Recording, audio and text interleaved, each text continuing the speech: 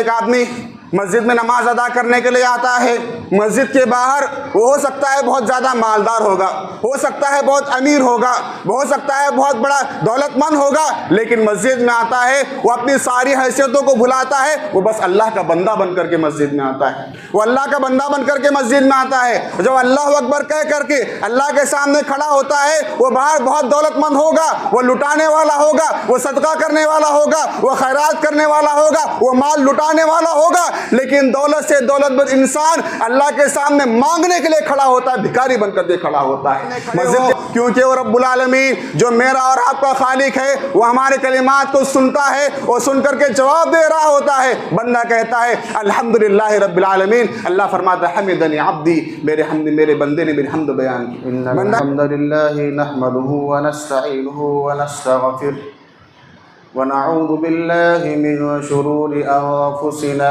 ومن سيئات اعمالنا، من يهده الله فلا مضل له ومن يضلله فلا هادي له، اشهد ان لا اله الا الله وحده لا شريك له واشهد ان محمدا عبده ورسوله، اما بعد فان خير الحديث كتاب الله وخير الهدي هدي محمد صلى الله عليه وسلم، وشر الامور محدثاتها وكل محدثة بدعة وكل بدعة ضلالة وكل ضلالة في النار، فأعوذ بالله من الشيطان الرجيم، بسم الله الرحمن الرحيم، حافظوا على الصلوات والصلاة الوسطى وقوموا لله قانتين، وقال تعالى إن الصلاة كانت على المؤمنين كتابا موقوتا، سبحانك لا علم لنا إلا ما علمتنا إنك أنت العليم الحكيم، رب اشرح لي صدري ويسر لي أمري واحلل عقدة من لساني يفقهوا قولي، ربي زدني علما ربي زدني علما ربي زدني علما۔ تمام قسم کی تعریفات اسی اللہ تبارک و تعالیٰ کے لیے لائق اور زیبا ہیں جس نے ہم تمام کو انسان بنایا، اور اللہ تبارک و تعالیٰ کا اس بات پر جتنا بھی شکر ادا کیا جائے کم ہے کہ اس نے ہم کو مسلمان بنایا۔ بعدہ درود و سلام کو نزول وجہ تمام انبیاء کرام پر، بالخصوص جناب محمد رسول اللہ صلی اللہ علیہ وسلم پر۔ محترم سامعین کرام، ہم اور آپ بحیثیت مسلمان اللہ تبارک و تعالیٰ کی جانب سے کئی چیزوں کے پابند بنائے گئے ہیں۔ دین اسلام نے ہم پر کئی باتوں کو فرض قرار دیا، انہی میں سے ایک چیز نماز ہے۔ ہم اور آپ رمضان کے مہینے سے گزر رہے ہیں، اور آج رمضان کے مہینے کا آخری دن ہے، روزہ رکھنا ہم پر فرض ہے۔ اسی طرح زکوٰۃ اللہ تبارک و تعالیٰ نے مسلمانوں پر فرض قرار دی ہے، حج مسلمانوں پر فرض قرار دیا گیا، لیکن محترم سامعین، زکوٰۃ ہر مسلمان پر فرض نہیں، صاحب نصاب پر فرض ہوتی ہے۔ اسی طرح حج بھی ہر مسلمان پر فرض نہیں ہوتا، بلکہ اس مسلمان پر فرض ہوتا ہے جو اس کی استطاعت رکھنے والا ہوتا ہے۔ لیکن میرے محترم سامعین، نماز اللہ تبارک و تعالیٰ کا ایک ایسا فریضہ ہے جو ہر مسلمان پر فرض ہے، چاہے وہ غریب ہو کہ امیر، مرد ہو کہ عورت، ہر مسلمان کو نماز پڑھنا لازمی اور ضروری ہے۔ دین کے دیگر احکام اللہ تبارک و تعالیٰ نے مدینہ میں فرض قرار دیے، روزہ مدینہ میں فرض ہوا، زکوٰۃ مدینہ میں فرض ہوئی، حج مدینہ میں فرض ہوا، لیکن نماز یہ مکہ ہی کے اندر فرض قرار دی گئی۔ محترم سامعین کرام، نماز اللہ تبارک و تعالیٰ کی جانب سے عائد کردہ ایک ایسا فرض ہے، آپ دیگر فرائض کو دیکھیں گے اللہ تبارک و تعالیٰ نے जिब्राइल अलैहिस्सलाम को भेजा।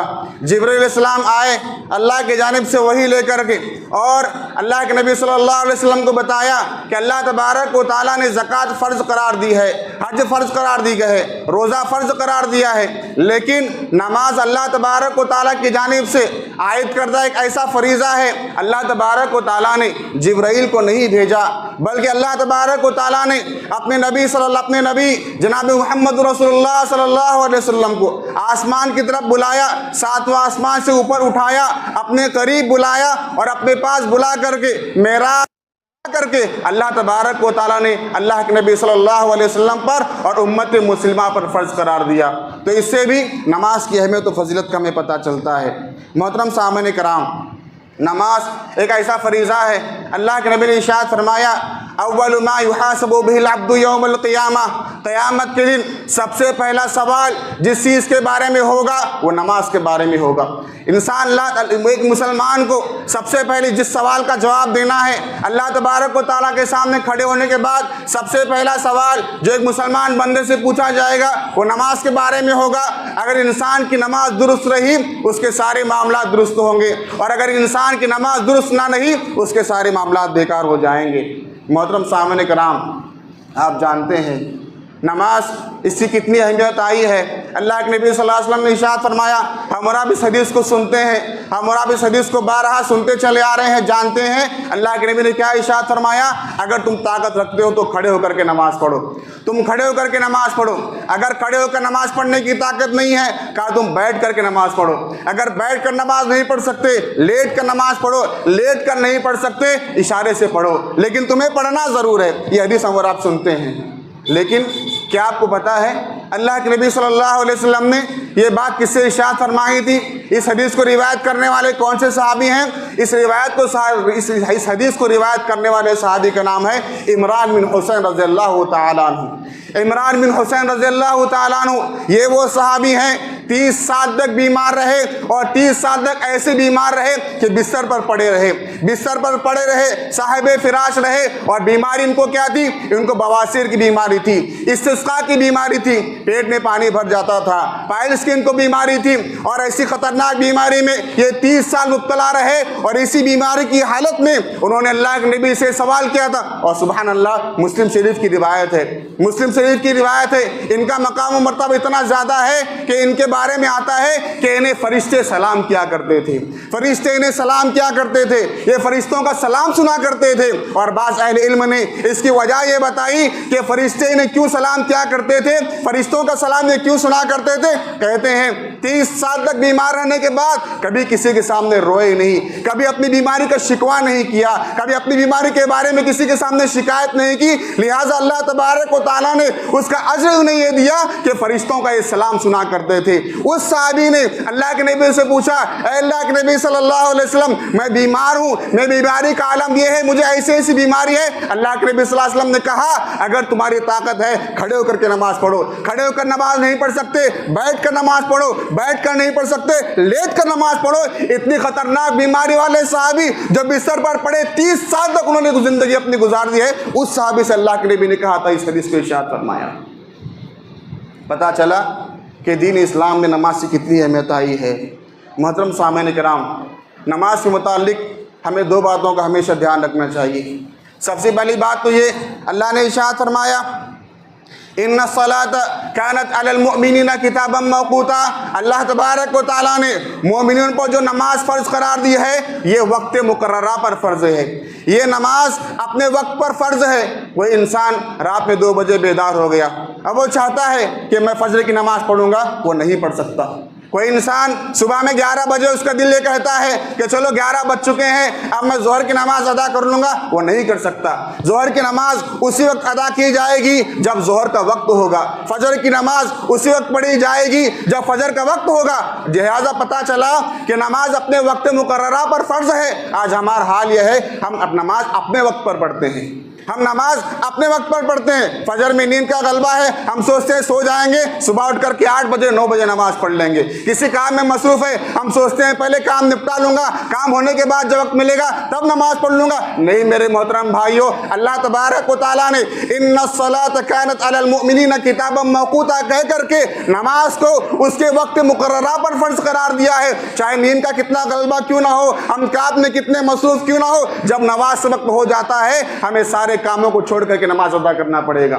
تو یہ سب سے پہلی بات نماز کے تعلق سے کہ نماز اللہ تبارک و تعالیٰ نے وقت مقررہ پر فرض کی ہے. دوسری بات نماز کے تعلق سے وہ یہ ہے کہ ایک مسلمان جب عاقل ہو جائے, جب بالغ ہو جائے, وہ مرد ہو, اس کے لیے ضروری ہے کہ مسجد میں جا کر کے جماعت کے ساتھ نماز ادا کرے.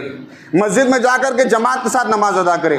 بہت سارے بھائی چھوٹے چھوٹے عذر کی بنا پر, چھوٹے چھوٹے بہانوں کی بنا پر گھروں میں نماز پڑھ لیتے ہیں, اپنے وقت پر نماز پڑھ لیتے ہیں, جماعت سے دور رہ جاتے ہیں اور کہتے ہیں میرا فلاں کام تھا, میری طبیعت خراب ہو گئی, مجھے فلاں چیز کا مسئلہ تھا, میرا فلاں مسئلہ تھا. میرے محترم بھائیوں, اللہ کے نبی صلی اللہ علیہ وسلم کے زمانے میں ایک مشہور صحابی گزرے ہیں, عبداللہ بن ام مکتوم رضی اللہ تعالیٰ عنہ, ایک نابینا صحابی. الگ الگ احادیث میں الگ الگ عذر ان کے بیان کیے جاتے ہیں. آ کر کے اللہ کے نبی صلی اللہ علیہ وسلم کے سامنے انہوں نے مختلف عذر بیان کیے تھے. اللہ کے نبی صلی اللہ علیہ وسلم کے سامنے انہوں نے کہا, اے اللہ کے نبی صلی اللہ علیہ وسلم, میں نابینا ہوں, مجھے کوئی راستہ بتانے والا نہیں ہے, کوئی رہبر نہیں ہے, اور مدینہ ایک ایسی جگہ ہے جس میں درندے پائے جاتے ہیں, مدینہ ایک ایسی جگہ ہے جہاں حشرات الارض ہیں, کیڑے مکوڑے ہیں, زہریلے جانور پائے جاتے ہیں, اور اسی طریقے سے مجھے کوئی راستہ بتانے والا نہیں ہے. مدینہ میں جنگل پائے جاتے ہیں, میں بوڑھا ہو گیا ہوں. ایسے کئی عذر اللہ کے نبی کے سامنے پیش کیے اور پیش کر کے کہا, اے اللہ کے نبی صلی اللہ علیہ وسلم, کیا میں اپنے گھر میں نماز پڑھ سکتا ہوں, کیا میں اپنے گھر میں نماز پڑھ سکتا ہوں؟ اللہ کے نبی نے اس بات کو سن کر کہا, کیا تم اذان سنتے ہو, کیا تمہارے کانوں میں اذان کی آواز سنائی دیتی ہے, اذان کی آواز تمہارے کانوں سے ٹکراتی ہے؟ کہا ہے اللہ کے نبی صلی اللہ علیہ وسلم, ہاں میں اذان سنتا ہوں. اللہ کے نبی نے ارشاد فرمایا, تب تو تمہیں مسجد میں آ کر کے جماعت کے ساتھ نماز ادا کرنا پڑے گی. سبحان اللہ. نماز ایک ایسا فریضہ ہے, ایک عاقل بالغ مسلمان مرد پر جماعت کے ساتھ ادا کرنا ضروری ہے. محترم سامعین, انسان جب نماز پڑھتا ہے اس کو کئی طرح کے فوائد حاصل ہوتے ہیں.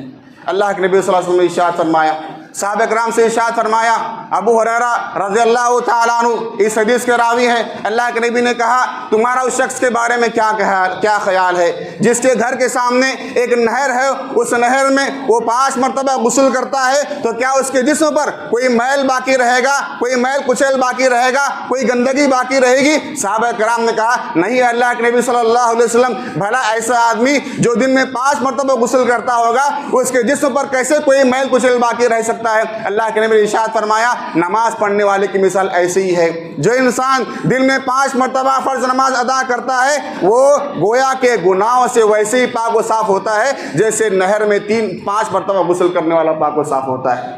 اسی طریقے سے میرے محترم بھائیو, اللہ تبارک و تعالیٰ قرآن کریم میں ارشاد فرماتا ہے, حافظوا علی الصلوات والصلاۃ الوسطی. اللہ نے ارشاد فرمایا, تم نمازوں کی پابندی کرو, نمازوں کی حفاظت کرو, اور خاص کر کے صلاۃ وسطیٰ سے مراد عصر کی نماز ہے. یہاں دیکھیے عربی زبان میں جو صیغہ استعمال کیا گیا وہ حافظو ہے. حافظہ یحافظو محافظتاً, اس کے معنی میں فرق ہے. کہتے ہیں اس کے اندر مقابلے کا معنی پایا جاتا ہے. ایک آدمی جیسے کوئی مناظرہ کرتا ہے, یہاں سے کوئی آدمی دلیل دیتا ہے, وہاں سے آدمی دلیل دیتا ہے. مکالمہ ہوتا ہے, یہاں سے ایک آدمی بات کرتا ہے, وہاں سے ایک آدمی بات کرتا ہے. تو یہ لفظ اور یہ صیغہ استعمال کیا گیا حافظو, یعنی تم نماز کی حفاظت کرو. اس کا فائدہ یہ ہوگا کہ نماز تمہاری حفاظت کرے گی. اگر تم نماز کی حفاظت کرو گے, نماز قبر میں تمہاری حفاظت کرے گی. اگر تم دنیا میں نماز کی حفاظت کرو گے, نماز آخرت میں تمہاری حفاظت کرے گی. اگر تم دنیا میں نماز کی حفاظت کرو گے, نماز میدان محشر میں تمہاری حفاظت کرے گی. یہ نماز کا بہت بڑا فائدہ تم کو حاصل ہوگا. اللہ کے نبی نے ارشاد فرمایا, والصلاۃ نور, نماز روشنی ہے, نماز قبر میں روشنی ہے. قبر کی تاریک گڑھے میں, قبر کی تاریکیوں میں جہاں کوئی روشنی نہ ہوگی, جہاں کوئی اجالا نہ ہوگا, اللہ کے نبی نے ارشاد فرمایا, والصلاۃ नूर, नमाज रोशनी है जो कब्र में तुम्हें रोशनी पहुंचाएगी। नमाज रोशनी है, पुल सिरात पर तुम्हें रोशनी पहुंचाएगी। गर्जे की नमाज इंसान के लिए रोशनी का सबब और बाज़ बनती है। मोहतरम सामने कराम, अल्लाह के नबी सल्लल्लाहु अलैहि वसल्लम को नमाज से बड़ी मोहब्बत थी। हम और आप ये कहते हैं मुझे अपनी औलाद से बड़ी मोहब्बत है, मैं अपने बच्चों को देखता हूँ मेरी आंखें ठंडे हो जाती हैं। किसी इंसान को अपने घर से बड़ी मोहब्बत होती है, मैं अपने घर को देखता हूँ मुझे बड़ी खुशी महसूस होती है। कोई कहता है मैं अपने वालिदैन को देखता हूँ मेरे कलेजे को ठंडक पहुँचती है। लेकिन आपको पता है अल्लाह के नबी ने इरशाद फरमाया जो इलत कुर्रत ऐनी फी सलात, अल्लाह के नबी ने इरशाद फरमाया जो इलत कुर्रत ऐनी फी सलात, कि नमाज में मेरी आंखों की ठंडक है, नमाज मेरी आंखों की ठंडक है। हम अपने औलाद को देख करके अपनी आंखें ठंडी करते होंगे, अपने घर व मकान को देख करके अपनी आंखें ठंडे करते होंगे, अपने वालिदैन को देख करके अपनी आंखें ठंडी करते होंगे। लेकिन अल्लाह के नबी सल्लल्लाहु अलैहि वसल्लम क्या इरशाद फरमाते हैं कि नमाज मेरी आंखों की ठंडक है। मोहतरम सामईन, अल्लाह के नबी सल्लल्लाहु अलैहि वसल्लम अपनी उम्मतियों पर बड़े रहीम वाक़े हुए हैं, बड़े शफीक वाक़े हुए हैं। अल्लाह के नबी सल्लल्लाहु अलैहि वसल्लम अपनी उम्मत के हक़ में हमेशा दुआएं करते रहा करते थे, हमेशा रहम व करम का मामला किया करते थे। लेकिन आपको मालूम होना चाहिए अल्लाह के नबी सल्लल्लाहु अलैहि वसल्लम को नमाज से कितनी मोहब्बत थी। ग़ज़वा खंदक के मौके पर अल्लाह के नबी सल्लल्लाहु अलैहि वसल्लम दुश्मनों से मुकाबला करते रहे, दुश्मनों की तरफ से हमले होते रहे, अपना बचाव और दिफा करते रहे। गर्जे के जंग के इस मामले में असर की नमाज अल्लाह के नबी सल्लल्लाहु अलैहि वसल्लम की छूट गई, असर की नमाज ताख़ीर हो गई, असर की नमाज में ताख़ीर हो गई। भला वो रसूल जो अपने उम्मतियों को हमेशा दुआएं दिया करता था, अल्लाह के नबी सल्लल्लाहु अलैहि वसल्लम ने कहा मन शगलूना अन सलातिल वुस्ता सलातिल असर, इन लोगों ने हमें नमाज से मशगूल रखा, इनकी वजह से हमारी असर की नमाज छूट गई। मल अल्लाह बुयूतुहुम व कुबूरुहुम नारा, अल्लाह तबारक व तआला इनके घरों को, इनकी कब्रों को आग से भर दे। अल्लाह, क्या बद्दुआ देते हैं, किस बात पर बद्दुआ देते हैं? नमाज के छूट जाने पर अल्लाह के नबी बद्दुआ देते हैं कि अल्लाह तबारक व तआला इनके घरों को, इनकी कब्रों को आग से भर दे। ताइफ का वो सफ़र आप जानते हैं, अल्लाह के नबी सल्लल्लाहु अलैहि वसल्लम ताइफ गए दावत के लिए, तबलीग के लिए। ताइफ वालों ने आप पर पत्थर बरसाए, आपको गालियां दी, आपके जिस्म से खून निकला, खून जम करके जूतियों में जमा हो गया, खून निकल करके जूतियों में जमा हो गया। इतना ज़्यादा जुल्म करने के बाद, इतना ज़्यादा सताए जाने के बाद भी अल्लाह के नबी सल्लल्लाहु अलैहि वसल्लम ने ताइफ वालों के हक़ में बद्दुआ ना की। लेकिन जब कुछ लोगों की वजह से आपकी असर की नमाज छूट गई, अल्लाह के नबी सल्लल्लाहु अलैहि वसल्लम इस बात को बर्दाश्त ना कर सके और आपने बद्दुआ दी। और बद्दुआ कितनी ख़तरनाक थी, अल्लाह के नबी ने इरशाद फरमाया कि अल्लाह तबारक व तआला इनके घरों को, इनकी कब्रों को जहन्नम की आग से भर दे। अल्लाह अकबर। मोहतरम सामईन किराम, हम नमाज पढ़ते हैं, आइए हम ज़रा नमाज के अरकान पर गौर करते हैं। एक आदमी मस्जिद में आता है नमाज अदा करने के लिए। जब एक आदमी मस्जिद में नमाज अदा करने के लिए आता है, मस्जिद के बाहर वो हो सकता है बहुत ज़्यादा मालदार होगा, हो सकता है बहुत अमीर होगा, हो सकता है बहुत बड़ा दौलतमंद होगा, लेकिन मस्जिद में आता है वो अपनी सारी हैसियतों को भुलाता है, वो बस अल्लाह का बंदा बन करके मस्जिद में आता है, वो अल्लाह का बंदा बन करके मस्जिद में आता है। जब अल्लाह अकबर कह करके अल्लाह के सामने खड़ा होता है, वो बाहर बहुत दौलतमंद होगा, वो लुटाने वाला होगा, वो सदका करने वाला होगा, वो खैरात करने वाला होगा, वो माल लुटाने वाला होगा। लेकिन दौलत से दौलतमंद इंसान अल्लाह के सामने मांगने के लिए खड़ा होता है, भिखारी बनकर के खड़ा होता है। मस्जिद के बाहर रहने वाला इंसान बहुत ज़्यादा अमीर होगा, बहुत दौलतमंद होगा, लेकिन हालत नमाज में वो अल्लाह के सामने एक भिखारी बनकर, एक मोहताज बनकर, एक फ़कीर बनकर, एक सवाली बनकर, एक मांगने वाला बनकर के अल्लाह तबारक व तआला के सामने खड़ा होता है। इंसान क़ियाम करता है, हाथ बांध करके अपने सीने पर अपने हाथ बांधता है, अपने दिल को थामता है, अपने दिल को थामता है, अपने दिल को थाम करके अल्लाह तबारक व तआला के सामने खड़ा होता है। उसका ये क़याम आखिरत के मैदान महशर के क़याम को याद दिलाता है। एक दिन आएगा मैदान महशर में, जैसे हम और आप हालत नमाज में सब बांध करके अल्लाह के सामने खड़े होते हैं, मैदान महशर में भी वो दिन आने वाला है, हम और आपको अल्लाह के सामने खड़े होना होगा, हम और आपको अल्लाह के सामने खड़े होना होगा। ये क़याम हमें आखिरत के क़याम की, मैदान महशर के क़याम की याद दिलाता है। मोहतरम सामईन, इंसान अल्लाह अकबर कह करके हाथ बांधता है और नमाज की इब्तिदा सूरह फातिहा से करता है। سورہ فاتحہ سے کرتا ہے وہ کہتا ہے الحمدللہ رب العالمین۔ سبحان اللہ، نماز اللہ تبارک و تعالیٰ کی ایک ایسی بندگی ہے، ایک ایسی عبادت ہے جو بندوں کو اپنے رب سے ہم کلام کراتی ہے، جو بندے کو اپنے رب سے بات کرواتی ہے۔ ایک انسان، اللہ کا ایک بندہ حالت نماز میں کھڑا ہوتا ہے، وہ اللہ تبارک و تعالیٰ سے بات کر رہا ہوتا ہے۔ جب وہ سورہ فاتحہ پڑھتا ہے، سورہ فاتحہ کے ہر کلمے کا جواب رب العالمین دیتے ہیں۔ سبحان اللہ، بندہ کہتا ہے الحمدللہ رب العالمین، اللہ جواب میں کہتے ہیں حمدنی عبدی، میرے بندے نے میری حمد بیان کی۔ سبحان اللہ۔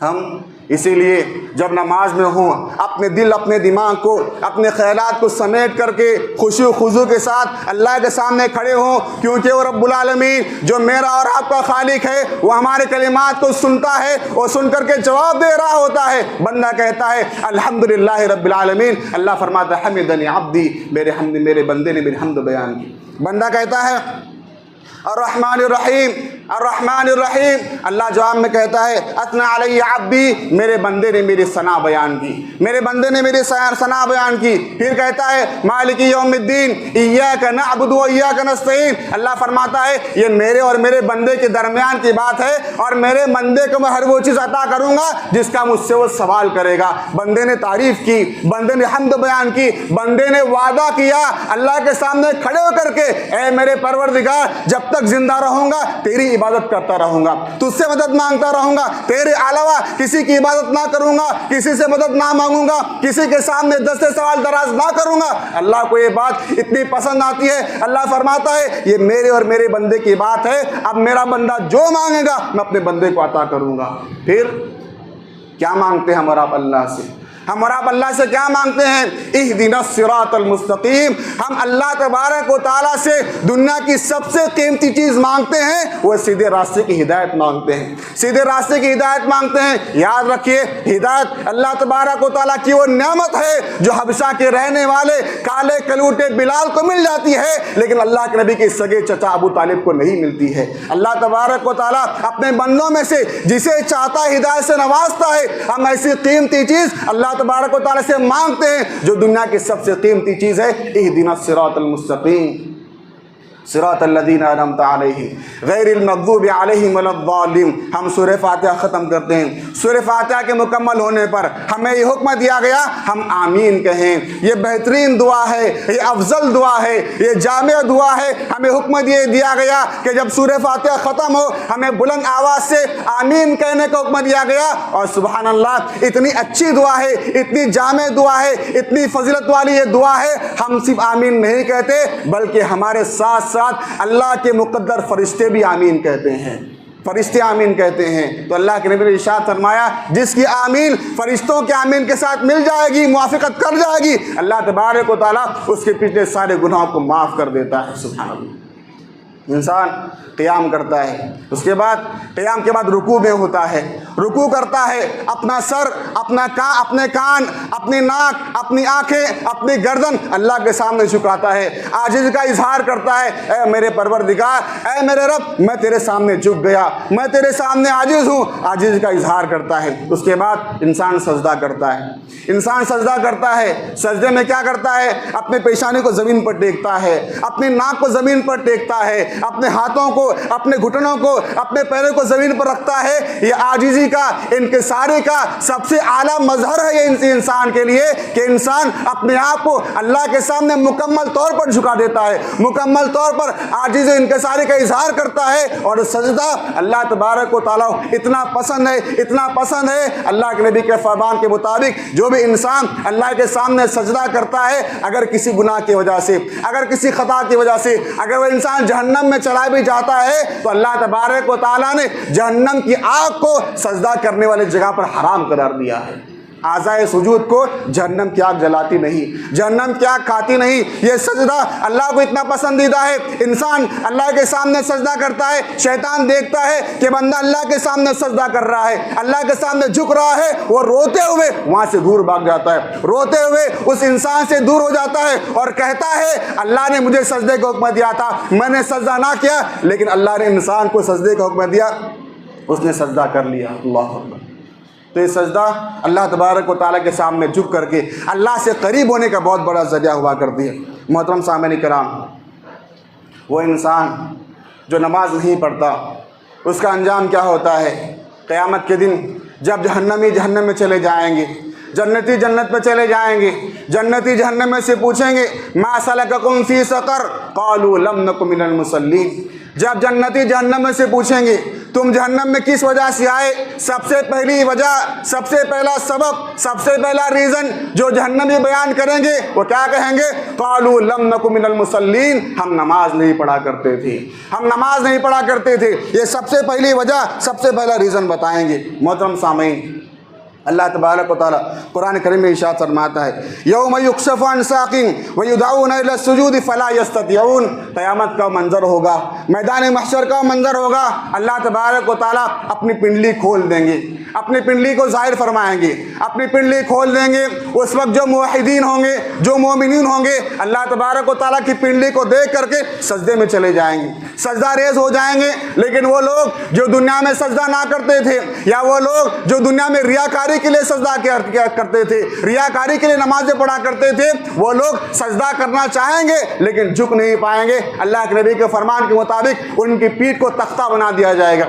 ان کی پیٹھ کو تختہ بنا دیا جائے گا۔ وہ سامنے جھکنا چاہیں گے لیکن اپنے پیچھے پہلو کے، اپنے پیچھے پشت کے بل گر جائیں گے، وہ پیچھے گر پڑیں گے، اللہ کے سامنے سجدہ نہ کر سکے۔ اللہ اکبر، کتنی بڑی بد نصیبی ہوگی، نہ جانے کتنا بد نصیب ہوگا وہ انسان اپنے رب کو اپنے سامنے دیکھے گا پھر بھی نہ سجدہ کر سکے گا۔ اللہ، کتنے بڑی سزا ہے یہ، کتنی بڑی سزا ہے، کتنی بڑی بد نصیبی ہے۔ اپنے رب کو سامنے دیکھ کر کے وہ سجدہ کرنا چاہے گا لیکن سجدہ نہ کر پائے گا، جھک نہ سکے گا۔ اللہ کا اپنے رب کو سامنے دیکھ کر کے سجدہ نہ کر پانا، یہ کتنی بڑی بد نصیبی کی بات ہوگی۔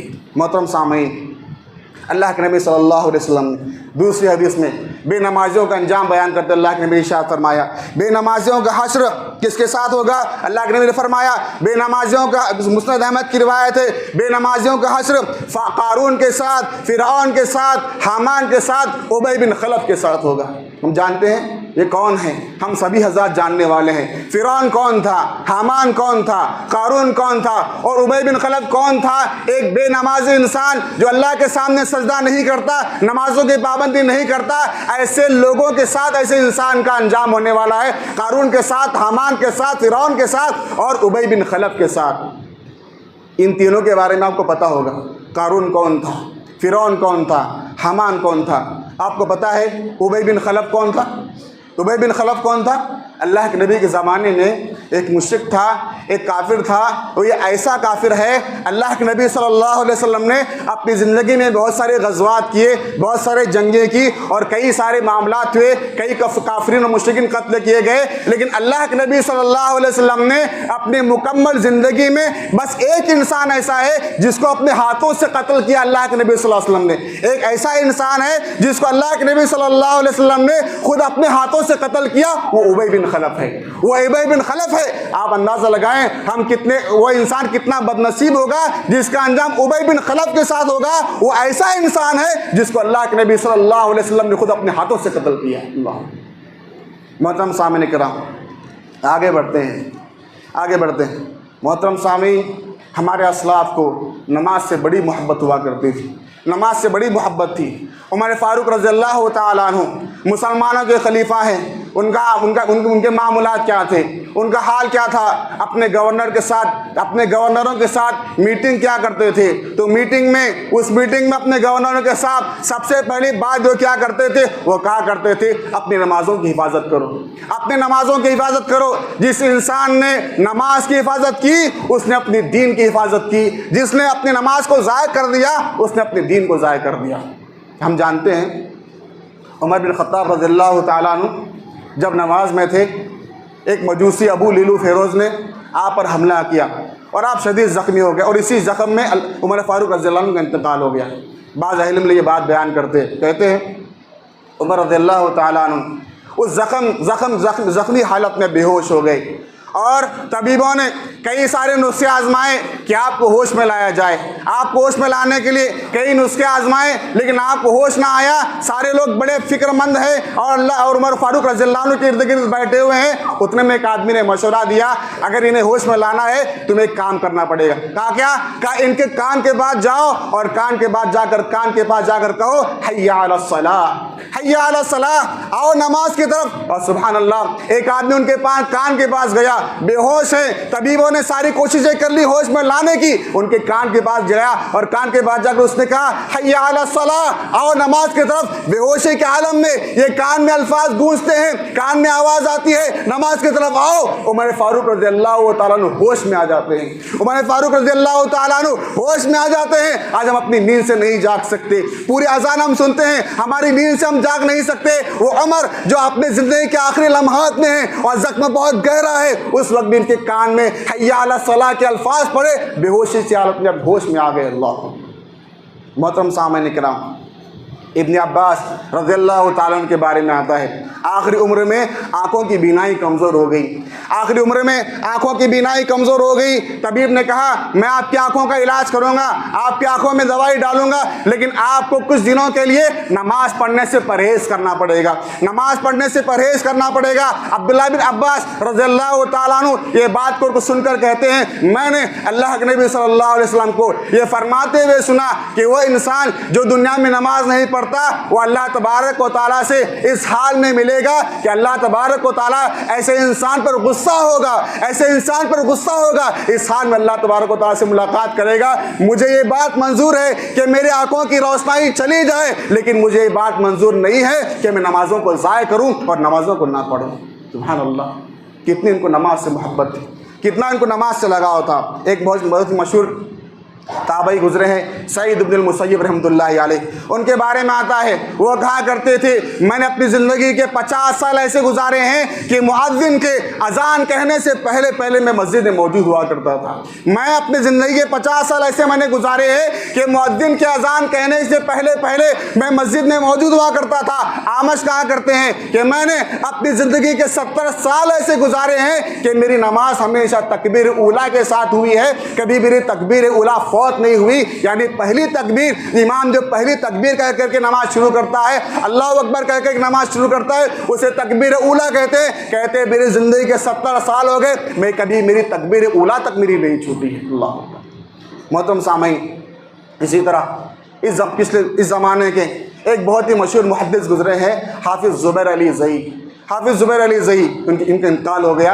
ان کے بارے میں آتا ہے زندگی کے آخری لمحات تھے، بستر پر پڑے ہوئے ہیں، بستر پر پڑے ہوئے ہیں اور پیمپر لگا ہوا ہے اور بستر پر بے ہوشی کے عالم میں پڑے. کہتے ہیں تھوڑی دیر کے لیے ہوش آتا، تھوڑی دیر کے لیے ہوش آتا. جیسے ہوش میں آتے اللہ اکبر کہتے رکعت باندھ لیتے. بستر پر پڑے ہیں، انہیں معلوم نہیں کس نماز کا وقت ہو رہا ہے، یہ ظہر کا ہے، عصر کا ہے، مغرب کا ہے، کوئی ہوش نہیں ہے، لیکن نماز سے اتنی ان کو محبت تھی. کہتے ذرا ہوش میں آتے اللہ اکبر کہتے ہاتھ باندھ لیتے، پھر بے ہوش ہو جاتے، پھر بے ہوش ہو جاتے، پھر ہوش میں آتے، پھر اللہ اکبر کہتے، پھر ہاتھ باندھ لیتے، پھر بے ہوش ہو جاتے. کہتے جب ان کو ہوش میں آتا تھا تب تکبیر کہتے اور اپنے سینے پر ہاتھ باندھتے تاکہ نماز ادا کر سکے. اللہ اکبر. ہمارے اسلاف کو اندازہ لگائیں نماز سے کتنی محبت تھی. محترم سامعین کرام، آخری بات بتانا چاہوں گا. ہم اور آپ نے دیکھا رمضان کا مہینہ یہ گزرا. رمضان کے مہینے میں ہم نے دیکھا ہم نے نمازوں کی بڑی پابندی کی. ہم سحری کھاتے تھے، سحری کھانے کے بعد نیند کا بڑا غلبہ ہوتا تھا، اس کے باوجود بھی ہم نیند کو چھوڑتے، ہم مسجد آتے تاکہ نماز فجر ہم ادا کریں. اس کے بعد ہم کاروبار کے لیے چلے جاتے. کاروبار میں کسٹمر ہمارے سامنے کھڑے ہیں، گراہک ہمارے سامنے کھڑے ہیں، لیکن جیسے ہم اذان سنتے ہم کسٹمر کو چھوڑ دیتے، ہم گراہک کو چھوڑ دیتے، ہم نماز کے لیے آ جایا کرتے تھے. جو آزاد دکان اپنی چلاتے ہیں، دکان میں بیٹھے ہیں، اذان کے کلمات سنائی دیے، شٹر ڈاؤن کر دیتے، نماز کے لیے آ جاتے. غرض یہ کہ جتنے ہم مصروف ہوا کرتے تھے، اس کے باوجود بھی جب کبھی ہم اذان سنتے ہم سارے کاموں کو چھوڑ دیتے، ساری مصروفیتوں کو بالائے طاق رکھ کر کے ہم مسجد آیا کرتے تھے. لیکن جیسے رمضان گزرتا ہے ہم بے نمازی بن جاتے ہیں. جیسے رمضان گزرتا ہے ہم بے نمازی بن جاتے ہیں. میں آپ سے سوال یہ کرنا چاہتا ہوں میرے بھائیوں، کیا ہم رمضان کے مہینے میں اللہ کا دیا کھاتے ہیں؟ کیا بس ہم رمضان کے مہینے میں اللہ کا دیا کھاتے ہیں؟ کیا ہم صرف رمضان کے مہینے میں اللہ کی زمین پر رہتے ہیں؟ کیا ہم رمضان کے مہینے میں اللہ کا دیا ہوا پیتے ہیں؟ میرے محترم بھائیوں، ہم رمضان میں نہیں، ہم جب پوری زندگی بھر اللہ کا دیا کھاتے ہیں، اس کا دیا پیتے ہیں، اس کا دیا پہنتے ہیں، اس کی زمین پر رہتے ہیں، تو صرف رمضان ہی میں ہم کیوں نماز کی پابندی کرتے ہیں؟ رمضان کے علاوہ ہماری زندگی میں نمازوں کی پابندی کیوں نہیں آتی؟ رمضان کے علاوہ ہماری زندگی میں نمازوں کی پابندی کیوں نہیں آتی؟ میرے محترم بھائیوں، کتنے ایسے مسلمان ہیں، آپ ان سے کہیں آپ نمازی کی پابندی کریں، وہ جواب دیں گے وہ کچھ مہینے گزر جانے دو، میرا فلاں کام ہو جانے دو، میں عمرہ کر لوں گا پھر نماز کی پابندی کروں گا، حج کر لوں گا نماز کی پابندی کروں گا، ذرا ریٹائر ہو جاؤں نماز کی پابندی کروں گا، کل سے نماز پڑھوں گا، پرسوں نماز پڑھوں، پرسوں سے نماز پڑھوں گا۔ میرے بھائیوں، آپ قبرستان جائیں، ان قبروں میں کئی ایسے لوگ مدفون ہوں گے جنہوں نے یہ وعدہ کیا تھا کہ ہم کل سے نماز پڑھیں گے، جنہوں نے سوچا تھا ہم پرسوں سے نماز پڑھیں گے، جنہوں نے سوچا تھا کہ ہم عمرہ کرنے کے بعد نماز پڑھیں گے، لیکن موت نے انہیں موقع نہ دیا۔ ایسے وعدہ کرنے والے، کل پر بات ٹالنے والے کئی لوگ آپ کو قبرستان کی سنسان وادی میں مدفون نظر آئیں گے، جنہوں نے کل سے نیک بننے کا اظہار کیا تھا لیکن موت نے ان کو موقع نہ دیا۔ میرے محترم بھائیوں، اسلام کا سب سے پہلا فریضہ نماز ہے، رسول کی آخری وصیت نماز ہے۔ اللہ کے نبی نے ارشاد فرمایا، الصلاۃ، آخری وقت ہے، روح نکلنے کو ہے، جان نکلنے کو ہے، اس حالت میں اللہ کے نبی فرماتے ہیں الصلاۃ، اے میری امتی نماز کی پابندی کرو، نماز کی پابندی کرو۔ اسلام کا سب سے پہلا فریضہ نماز ہے، رسول کی آخری وصیت نماز ہے۔ انسان پریشان ہو، اسے حکم دیا گیا وہ نماز پڑھے، انسان خوش ہو، اسے حکم دیا گیا کہ نماز پڑھے، انسان جس حال میں ہو وہ نماز کا پابند رہے، ہر حال میں نماز کی پابندی کرنے کا حکم دیا گیا ہے۔ میرے محترم بھائیوں، لہٰذا ہم تمام کو چاہیے ہم نمازوں کی پابندی کریں، جس طرح ہم رمضان کے مہینے میں نماز کے پابند رہے، ہم نماز کو نہیں چھوڑا کرتے تھے، رمضان گزرنے کے بعد ہم بے نمازی نہ بن جائیں، ہم نماز کی پابندی کرنے والے بنے، تکبیر اولیٰ کے ساتھ نماز پڑھنے والے بنے، جماعت کے ساتھ نماز پڑھنے والے بنے۔ اللہ سے دعا ہے اللہ مجھے اور آپ کو کہنے اور سننے زیادہ عمل کرنے کو توفیق عطا فرمائے۔ جو کچھ ٹوٹے پھوٹے اعمال ہم نے رمضان کے اس مہینے میں کیے ہیں، اللہ تبارک و تعالیٰ انہیں شرف قبولیت سے نوازے، آمین۔ وآخر الدعوانا الحمد للہ رب العالمین۔